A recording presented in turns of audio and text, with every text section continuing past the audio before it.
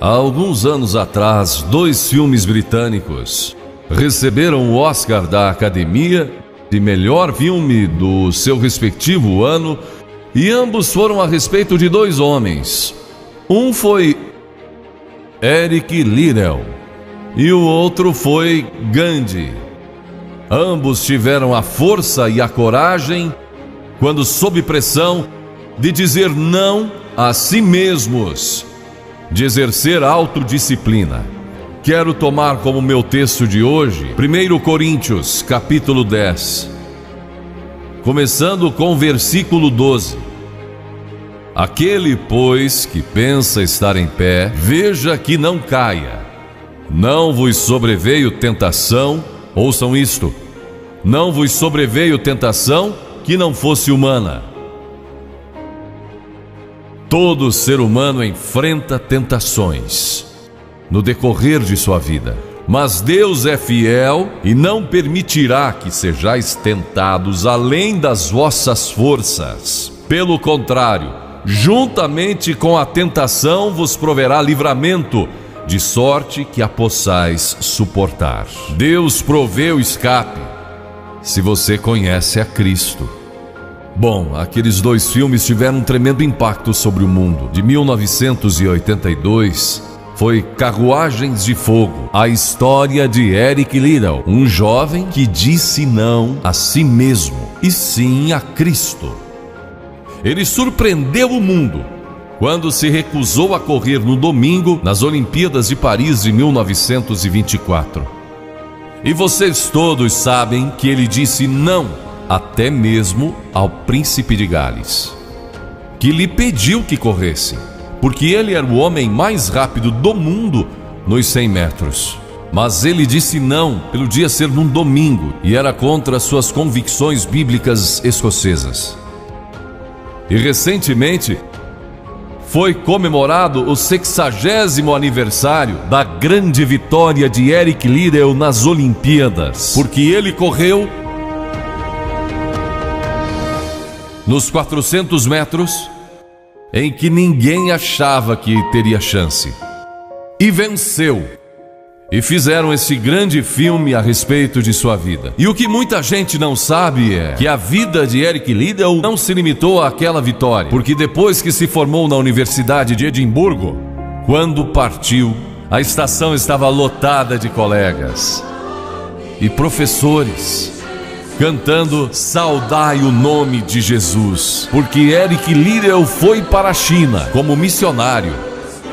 Foi capturado pelos japoneses durante a guerra e morreu num campo de concentração japonês. Mas naquele campo ele trouxe alegria e coragem a todos os prisioneiros, pois pregou para eles e cantou para eles, ministrando as suas almas. E ouvi dizer que estão preparando um outro filme, mostrando a sua vida ali, porque ele teve coragem de dizer não.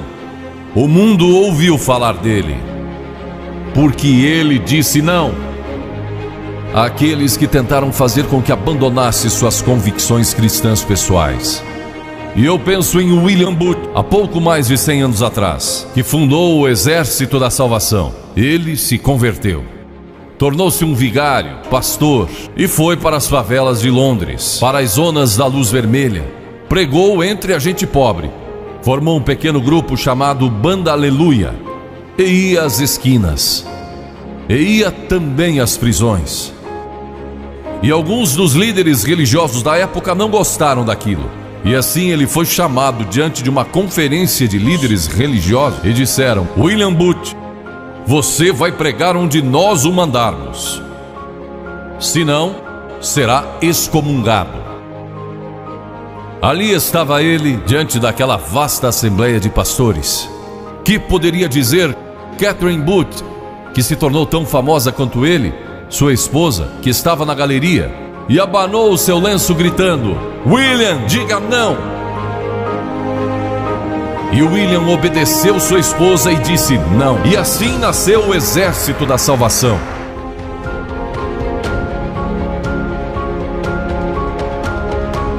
Lemos muitas histórias na Bíblia a respeito de jovens que disseram não e mudaram o curso da história. A primeira que quero mencionar, talvez nunca tenham ouvido falar. Seu nome foi Vasti e foi rainha da Pérsia, a esposa de Assuero, que reinou desde a Índia até a Etiópia. Pense em todo o petróleo que ele tinha e provavelmente nem sabia. Um dos monarcas mais ricos que já viveu. E ele deu uma grande festa que durou muitos dias. No fim, provavelmente já bêbado, ele ordenou que sua esposa Vasti viesse e ali dançasse para todos os seus convidados. E ela assombrou aquele grupo de líderes mundiais.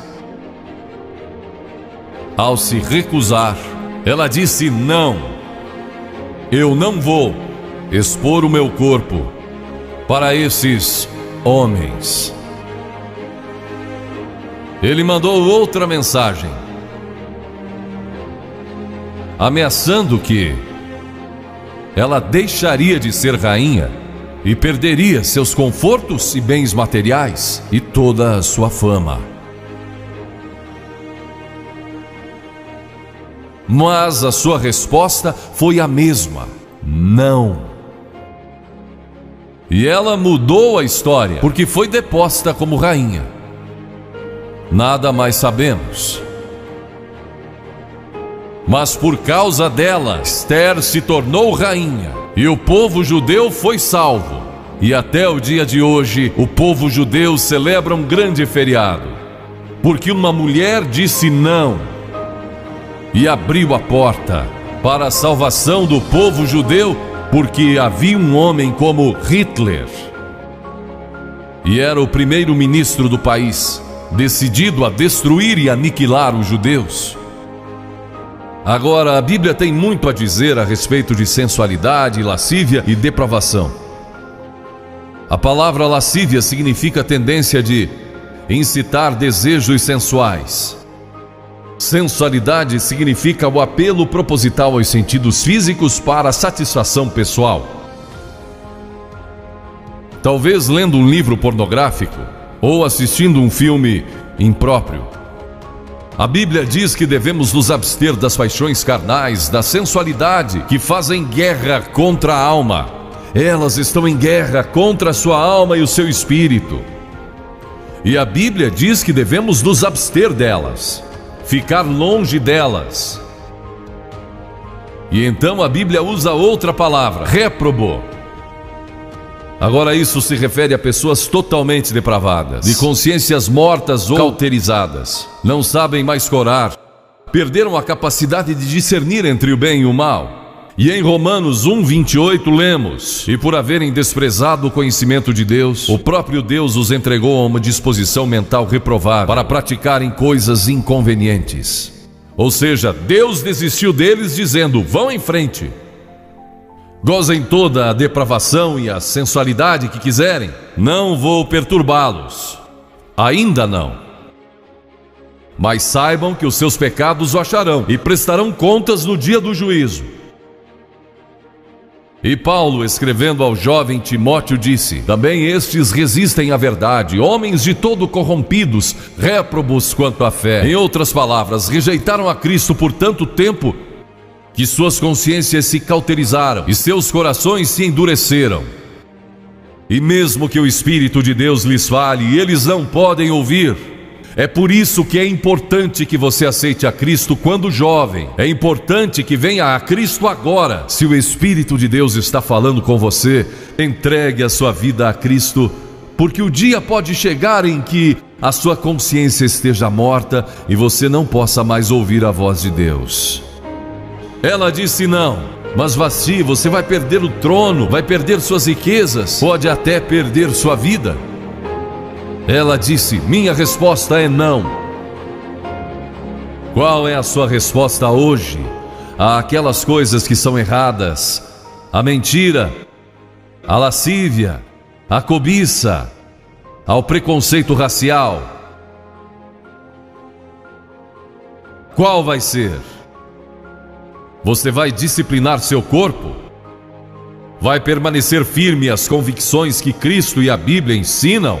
Ou vai ceder e seguir pelo caminho largo que leva à destruição? ou vai entrar pela porta estreita e pelo caminho apertado que conduz à vida eterna? Qual vai escolher? Você tem uma escolha hoje. Deus nunca vai forçá-lo a escolher. E então houve um outro jovem, um jovem chamado Daniel.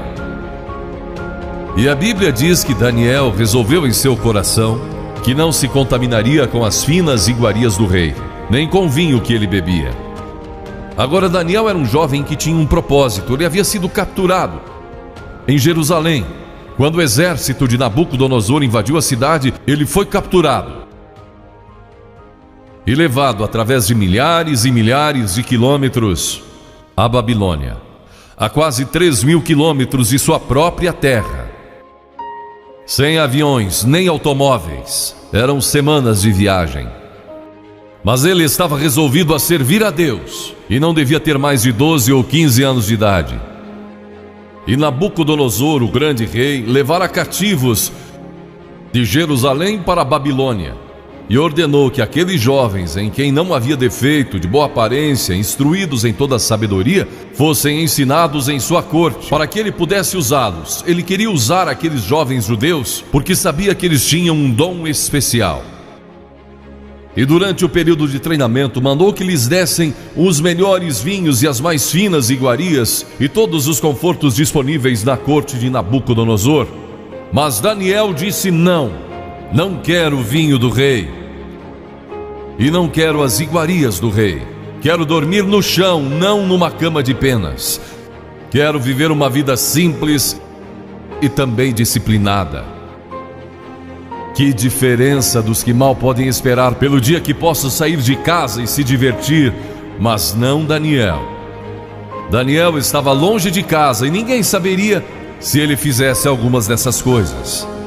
Ninguém saberia se ele tivesse uma namorada e dormisse com ela, ou se embebedasse com o melhor vinho do rei.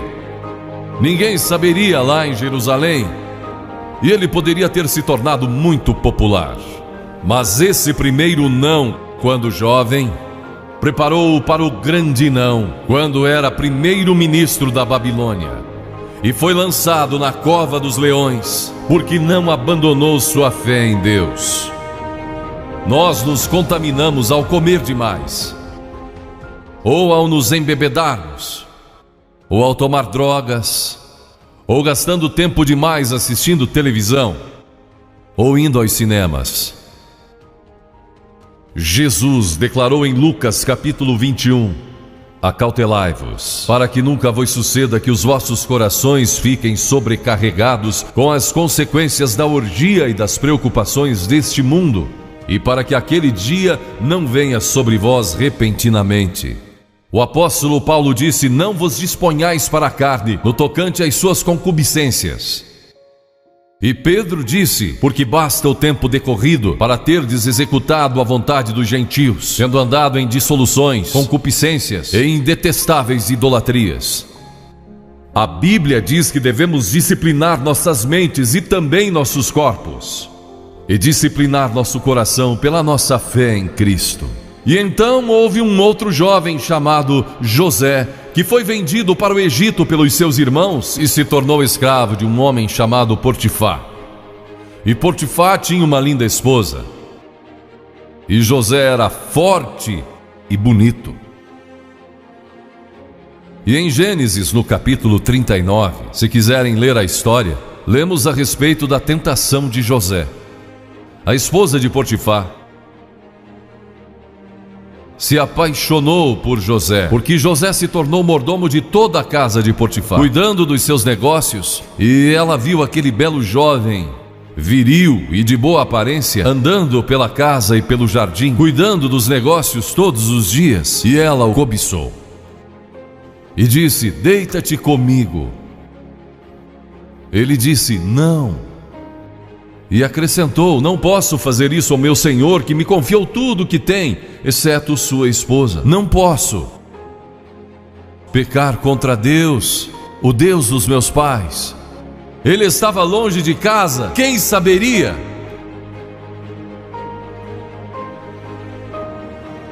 Mas disse não. E quando disse não, Na última vez, ela o agarrou e ele fugiu.